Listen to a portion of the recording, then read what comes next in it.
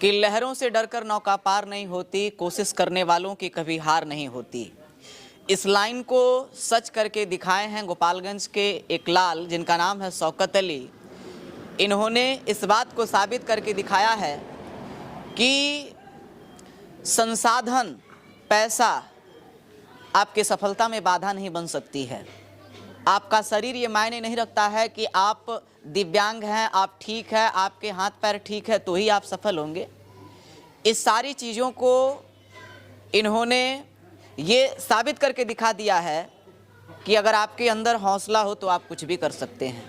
आपको बता दें कि शौकत अली जी ये बीपीएससी पास करके हाई स्कूल के शिक्षक बने हैं और जैसे आप वीडियो में देख पा रहे होंगे ये जो चल रहे हैं ये ऐसे ही चलते हैं। फिर भी इन्होंने बीपीएससी परीक्षा पास किया और आज इनके हाथों में नियुक्ति पत्र है, मास्टर साहब बन गए। सबसे पहले सर आपका बहुत बहुत स्वागत है हमारे इस चैनल में। बहुत बहुत शुक्रिया। और सर आप बीपीएससी परीक्षा पास कर गए और आप दिव्यांग हैं। कहा जाता है कि सरकारी नौकरी पाना इस समय बड़ा मुश्किल काम है, लेकिन फिर भी आप शिक्षक बन गए। ये शिक्षक बनने की जो सफ़र थी आपकी, ये कैसे आपने पूरा किया? हाँ सर, ये अगर हम कहना चाहते हैं कि अगर लगन से कोई पढ़ाई करे, दिल से पढ़ाई करे, अपना एक टारगेट सेट करके पढ़ाई करे तो इम्पॉसिबल कुछ भी नहीं है। कुछ भी नहीं है, कुछ भी नहीं है। और ज़िंदगी है तो आपका संघर्ष, आपका स्ट्रगल तो करना ही पड़ेगा। बिना स्ट्रगल के लाइफ ही क्या है फिर। हाँ, ये है कि किसी को ज़्यादा स्ट्रगल करना पड़ता है, किसी को कम करना पड़ता है, लेकिन हार कभी नहीं माननी चाहिए। आप जहाँ से हार मानते हैं मानिए वहीं पे हार गए, ठीक है। जब तक आपको सफलता नहीं मिलती है आपको आखिरी दम तक लड़ते रहना चाहिए, जब तक सांस बाकी रहे। अच्छा सर, हमने अभी आपको देखा, आपको जब नियुक्ति पत्र मिल रहा था मेन स्टेडियम में तो आपका हमने वीडियो देखा था।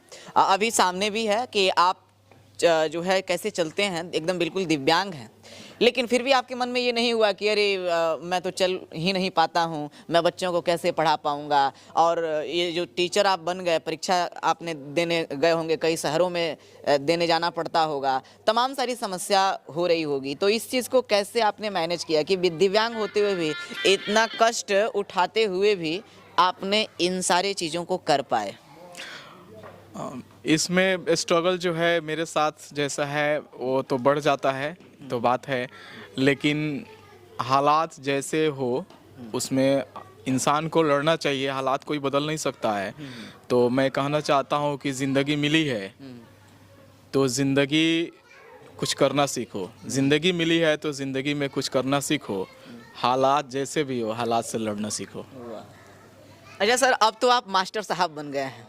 मास्टर साहब अब आपको लोग कहेगा तो क्या लोगों के मन में एक विचार है कि सरकारी विद्यालय में पढ़ाई नहीं होता है। पहले के जो टीचर थे, कई सारे वीडियो आपको देखने को मिला, कोई जनवरी का मीनिंग पूछ दे नहीं आता है। हाँ, कोई न्यूज़ वाला चला गया, सवाल पूछ दिया, उससे कुछ भी नहीं आता है, उस टीचर को फजीयत होती थी। बीपीएससी वाले जो टीचर आ रहे हैं वाकई में उस लायक हैं और पढ़ाएंगे? ये इस बात का ये सबूत है। मैं सबसे पहले तो अपने सीएम माननीय नीतीश कुमार सर को और उनके साथ देने वाले के पाठक सर हैं, इन सारे लोग, जितने लोग सरकार में काम कर रहे हैं, मैं सबका शुक्रिया अदा करना चाहता हूं कि एक भ्रम जो था लोगों के दिमाग में, और या फिर जो हम लोग वीडियो देखते थे कि सरकारी टीचर जो होते हैं उनको ये नहीं आता है, चाहे ऐसे ही यूट्यूबर लोग दिखाते थे, वह तो ख़त्म हो गया अब। और बीपीएससी वाले, बीपीएससी का एग्ज़ाम कैसा होता है, काफ़ी आपको पीजी और ग्रेजुएशन करने के बाद आपका सीटेट टेस्टेड करना होता है, उसके बाद उससे पहले बीएड करना होता है, सीटेट टेस्टेड, उसके बाद फिर आपको बीपीएससी क्वालिफाई करना, काफ़ी सफ़र तय करके तब आना होता है।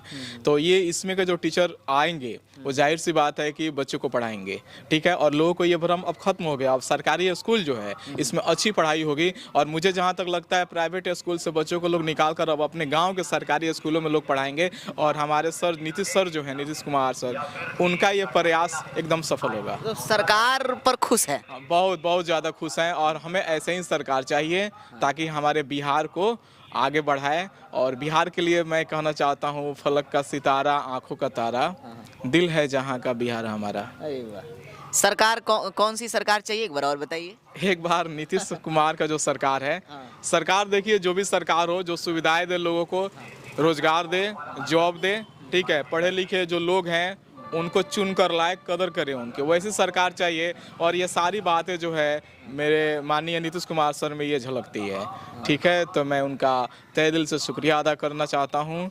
और उन्होंने जो काम सौंपा है के पाठक सर को, आज इन्होंने एक क्रांति ला दी है बिहार के शिक्षा व्यवस्था में। ठीक है, तो मैं इससे बहुत खुश हूँ कि हम लोग भी जो भारत के अन्य राज्य जो हैं उस राज्य के साथ कदम से कदम मिलाकर हम लोग अब चल सकेंगे। अच्छा सर, जो लोग आपको देख रहे हैं वो आपसे जानना चाहेंगे कि आप दिव्यांग हैं, आपको चलने में इतना दिक्कत होता है, आपको कई सारी परीक्षाएं देने के लिए बाहर जाना पड़ा होगा। तो जब आप बाहर जाते थे परीक्षा देने के लिए तो आपके साथ कोई जाता था आपको लेने के लिए? हाँ, ये तो बात है कि जब एग्ज़ाम का मैं फॉर्म भरता था तो उसमें एग्ज़ाम के लिए हमको बाहर भेजा जाता, बाहर मतलब एक सेंटर, परीक्षा केवल सेंटर परीक्षा के लिए सेंटर पड़ता था वहाँ। पढ़ाई मैंने सब गोपालगंज से किया है, गांव से ही किया? अपने गांव से सेल्फ स्टडी हो या पहले स्टार्टिंग में मैंने जो कोचिंग वगैरह किया है गोपालगंज से, तो मैंने वहाँ से किया है। लेकिन परीक्षाएं देने के लिए जब जाना पड़ता था बाहर, तो पहले एडमिट कार्ड जब मुझे मिलता था तो मुझे डर लगता था, थोड़ा सा, बहुत ज़्यादा डर लगता था।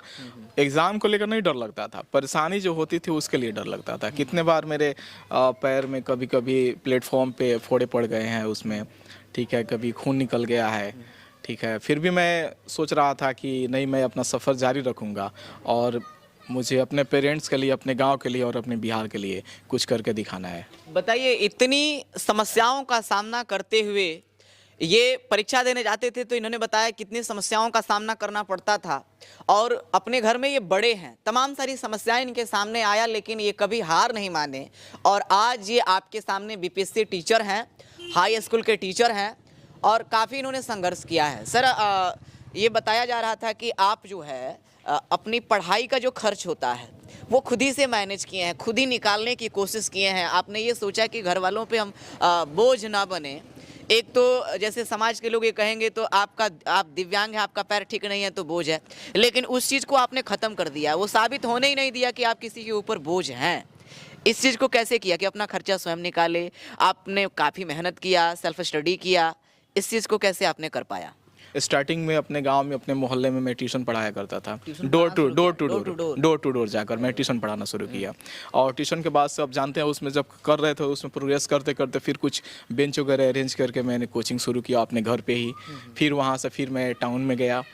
ठीक है, और टाउन में ही पढ़ा रहा था और अपनी तैयारी भी कर रहे थे। हम रातों में पढ़ते थे, आज संडे का कभी टाइम मिलता था तब पढ़ाई करते थे। ठीक है, तो मैं पढ़ना और पढ़ाना यही मेरा काम था। घर वाले को भी, मेरे पेरेंट्स थे, उन लोगों को भी कुछ उम्मीदें थी मुझसे कि हाँ कुछ करेगा।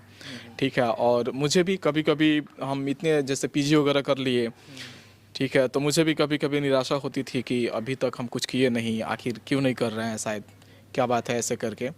ठीक है, लेकिन एक उम्मीद ज़रूर थी कि हम मेहनत कर रहे हैं तो आज नहीं तो कल। मैं बाद में पढ़ाई कर रहा था उसमें, तो मैं सोचा कि मेरा जो काम है मैं कर रहा हूँ, मेरा काम यही कर सकते हैं, मेहनत कर सकते हैं, पढ़ाई कर सकते हैं।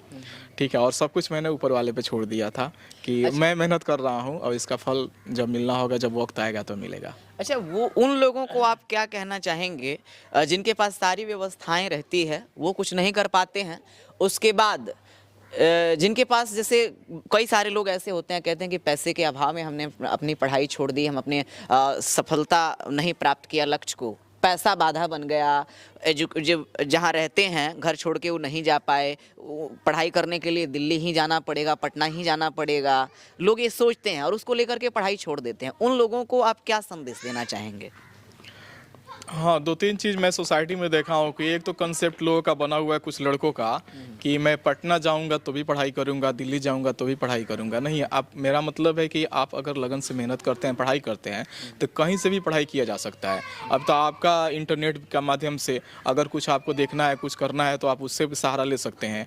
ठीक है, और जो लोग बताते हैं कि पढ़ाई पैसा का है, चाहे गरीबी है, चाहे कुछ भी, तो अगर आपके पास हाथ पैर सलामत आपका है, या जो भी, अगर आपका अगर मेंटली सही है आप, तो कुछ भी बाधा नहीं हो सकती है। मैंने जो पढ़ाई किया है 9th क्लास तक के बाद से, 9th के बाद से मैं 9th से मैं पढ़ाना शुरू कर दिया था, और उसके बाद से फिर मैंने पीजी जो किया, एमए किया था मैंने, और उसके बाद जितनी पढ़ाई की, ठीक है, मैंने घर से एक भी पैसा नहीं लिया।